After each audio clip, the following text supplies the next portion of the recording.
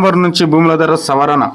హైదరాబాద్ రాష్ట్రంలో నవంబర్ నుంచి భూముల కొత్త మార్కెట్ విలువ అమల్లోకి రానుంది. రాష్ట్ర వ్యాప్తంగా ఉన్న భూములు బహిరంగంగా ధరలను అధ్యయనం చేసి స్టాంపులు రిజిస్ట్రేషన్ల శాఖ మార్కెట్ విలువ సవరించే ప్రక్రియ దాదాపు పూర్తి చేసింది. రెవెన్యూ శాఖ మంత్రి పొంగులేటి శ్రీనివాసరెడ్డి త్వరలోనే నివేదిక అందించనుంది. అనంతరం కొత్త మార్కెట్ విలువను ప్రభుత్వం అమలులోకి తీసుకురానుంది. ప్రస్తుతానికి రాష్ట్రంలో అమలవుతున్న ధరలు దాదాపు కొనసాగే అవకాశం ఉన్నట్లు తెలుస్తుంది.